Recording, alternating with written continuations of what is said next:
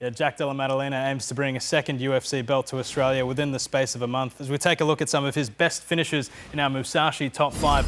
Zach, what impresses you most about the boy from Perth? For me, I just love the way Jack boxes. I think he's an out-and-out boxer, and I love the way he mixes up his stance. But for me, I love when he's behind and he's fighting in his orthodox sort of stance and he's behind his left jab. I feel his left jab's just so snappy and so good. You look at that in comparison with Volk.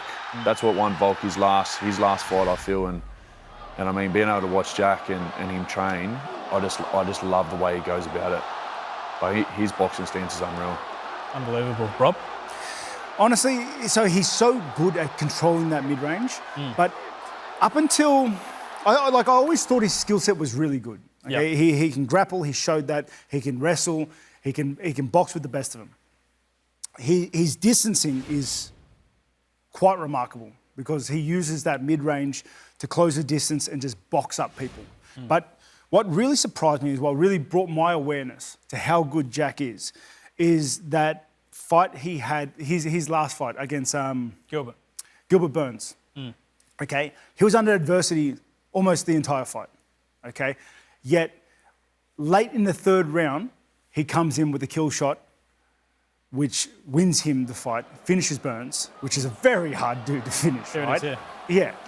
It's, you know what that shows me though, why I brought it so much attention to Jack for me, is because he's got that mentality of fight until the last bell, which is so rare in a lot of fighters. He was losing that fight, yet he fought through adversity with a broken arm to come back and steal the win via finish in round 3. That is super remarkable for me, which lends itself to me when he fights Belal, because Belal's looking unreal right now. But honestly, if Jack just stays patient for 25 minutes, we know that Jack can pull out a win at any moment, at any round.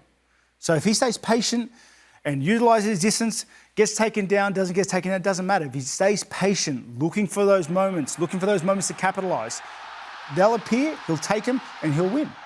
You know what, I might ask Jack about this in just a moment, but I'll go to you first on this, Rob. What would Jack be feeling right now? I want you to cast your mind back, UFC 213, right?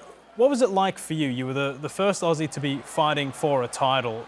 You got the weight of the country on your shoulders. As we take a look at our Turning Point presented by Ashley and Martin Medical Hair Centres, this was the moment that changed everything for Australia. Obviously, fight week, there's a lot more media, a lot of people are curious and they want to talk to you. Everyone wants to talk to you. But honestly, it was just another fight. Really? And I'm sure Jack's going to feel much the same. It's just another fight. You warm up the same way. There are subtle differences that make it feel much different than it really is. Yeah. Which is, you don't leave early now, you leave the last. You got your own car going into the arena, you got your own dressing room in the back. So there's a lot of things like that, little things that make a pretty big difference with the overall feeling of a title fight. But once you're in there, once that door shuts, once you lock in with your opponent, once the fight starts, you're on that roller coaster. It's honestly like any other fight. Zach, what about for you? When you go into, let's say, your Origin debut last year, how different did that feel when you've got all the pressure of the state upon your shoulders? Does it feel different to running out for the Dragons or Parramatta? Mate, I wouldn't say. I definitely agree with Rob in the sense that it's another game. Sure. The expectation probably is heightened, obviously, and the crowd, the atmosphere. But for me, where I get my confidence from is absolutely my preparation, and being able to watch Jack how he goes about his ways too. He's been rubbing shoulders with obviously the likes of Rob, the likes of Volk, and he knows what it takes to win. He's seen it firsthand, watching these guys, and the way that he goes about his business, he's got the best training with him. He works so hard, and that's the thing that I love about him is his will to win, and as Rob said, he just goes to the end, right until the last bell, and I've got no doubt that he's going to go out there and put in a good performance, and I'm so confident that he's going to bring the title home for us. Rob, you're a pioneer. You're the first man to do it. Do you have any advice for Jack, who's looking to become the third champ? Oh, mate, you know what to do. You know what to do, Jack. You fought before. It's just another fight. He's another human like anybody else, like any of the others you've stopped before. Just get in there and have fun with it, mate. Great advice from Australia's first ever UFC champion. It's interesting, a tactical matchup between the two of them. The grappling will obviously be very key in this fight. We saw that vision of Jack sleeping Craig Jones. I want you guys to take a look at this. What did you guys think when you saw this? Is this real from Craig here, do you think? It is. Yeah. I read the comments, and Craig commented on it. What did he say? And I've got to say, he's a funny guy when he's not doing weird stuff. He said, "I wish this was a joke, but the joke is me."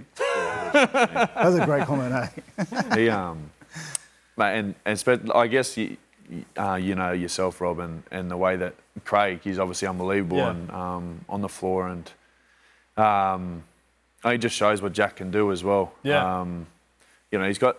I wouldn't say he has. It's a whole heap of pressure that he's got. It's you know, he'd be going to this with so much confidence, and I mean, Belal's obviously a fighter. He doesn't take a whole heap of risk, but that can almost work in Jack's favour too. I don't think Belal's been taken down in what the last sort of 18, 19 fights or whatever it is. Sorry, I think he's been taken down 3 or 4 times in those amount of fights. But Jack's got everything up in his arsenal, I feel, and I'm super confident. Well, he's certainly a multi-talented athlete. And speaking of crossover athletes, take a look at this. He's actually a former rugby union player. How do you rate this, Zach? First try, bang. Wow. Played rugby union at school. Your thoughts? That's a great pill. Yeah, that's impressive. Volk would have been furious with that too, because he obviously played a fair bit. Yeah, he did. That's his thing. What would you play? What would you play if you come over and you played? Oh, you did play, didn't you? Lock. Yeah, I grew up playing football. Like that was when I was a kid. That was my dream. I wanted to be a football player. Yeah. For South? Was it NRL, not rugby? Or? No, it was NRL. Yeah. But who's your team now? Doing a fair bit of. It's hard for me to pick a team, really. Like I was raised bunnies, okay, but my coach and training partners work with the Bulldogs quite closely. Yeah, right. So I make sure that I'm kind of on the sideline when it comes to picking teams and stuff like that right now. Yeah. But if I was playing, I'd probably look to be a lock position, somewhere in the middle. Yeah. Yeah. They'll probably see you being a lock or a hooker, I think. There's someone that's hooker? Yeah, someone that's just like a Reed Marnie that's just getting forward defensively, just getting under opponent's skin, like Reed. Yeah. I mean, you had the Penrith Panthers training with you not too long ago, right? I think after their first grand final win in 2021, they came over and trained with you guys at Smeaton Grange. Is that right? Yeah. So my coach and my training partners, Jacob and Alex, they've been working with the NRL for a long time as wrestling instructors and coaches. So they worked with the Bunnies back in 2014. Yeah, right. And then they worked with the Panthers recently. In the last couple of years, they've been working with the Bulldogs. So, yeah, it's they've got a secret recipe when it comes to teaching a couple of tricks. But yeah, I'm proud to be part of it. Who was the best NRL wrestler that you've had work with you? Who have you found? Oh, mate, it's hard to say. It's too hard to say. I've seen too many bodies. Like, you can see the guys that are naturally gifted when it comes to, like, body positioning and body weight. You know what I mean? Like, just shifting your centre of gravity. That makes such a huge difference. And you'd get it being that you've rolled a bit, especially with the guys that you've rolled with. Like, there are just some, and especially because I'm sure you've rolled with some of the boys on the team as well. Mm-hmm. There are just some guys that get centre of gravity and there's some guys that don't. Yeah. You know? And the guys that...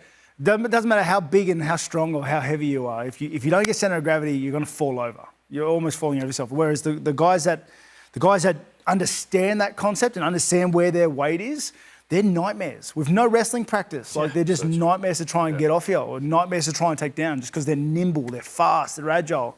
You know, it's just real athletes, you guys. Well, from the first Australian UFC champion to possibly the next, here's my conversation with Jack Della Maddalena. Well, Jack, it's great to see you. Thanks, as always, for your time on Fox, mate. Cheers, Nico. Thanks for having me.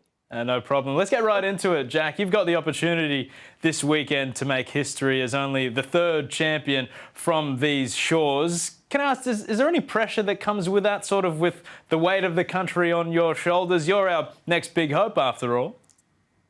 I mean, it's pressure, but pressure makes diamonds, and I'm happy to take that pressure on. I mean, pressure makes the victory taste that much better. It's funny, Jack, because you always seem so unflappable. Like, nothing ever seems to really get to you. And interestingly, the two champions that preceded you, Alex Volkanovski and Robert Whittaker, they're on this show, and they frequently say, you know, they handle pressure very differently. Like Rob said numerous times on this program that he dreads the moments before a walkout because he gets so nervous, whereas Alex tends to embrace that. What about you? Do you ever get real nervous for these sorts of things, Jack, especially for a big occasion? Yeah, for sure. There's definitely nerves, you know, fight day nerves. They're pretty real, especially making that walk. Like, it's not necessarily to get hurt, but I mean, it's just to underperform would be my worst nightmare. So yeah, a bit of pressure to perform, and you don't want to let people down. A lot of people come out this way, so I don't want to let people down. So, but it's a good feeling, you know. You got to love that. Not many things give you that sort of feeling, make you feel that alive. So, as much as it is a lot of a bit of a mental game, but I'm pretty blessed to be able to do this. Yeah, and you haven't let any of us down in a very long time, so that's good. But I did want to ask you about Rob and Volk, those two guys that I mentioned a little earlier. What do you think it is about those two guys that made them champions, Jack? I mean, they're obviously the hard work. Both of them obviously put a lot of work in. Yeah, I mean, I guess it's just hard work. I think it just comes down to belief and hard work. And those two guys obviously both just believed in themselves. They had the skills to do it, and they also had the hard work. So I just think a good mix of hard work and self-belief, and anything's possible. And you feel as though you've got those qualities as well? Yeah, I feel like I put a lot of work into this, a lot of sacrifices, and yeah, I feel like I'm ready to go, you know. I feel like I've got the skills to beat Belal, and I feel like I have proven that I can pull it off on the big stage. So yeah, I believe I've got the skills, I've done the work, and now it's just a matter of time.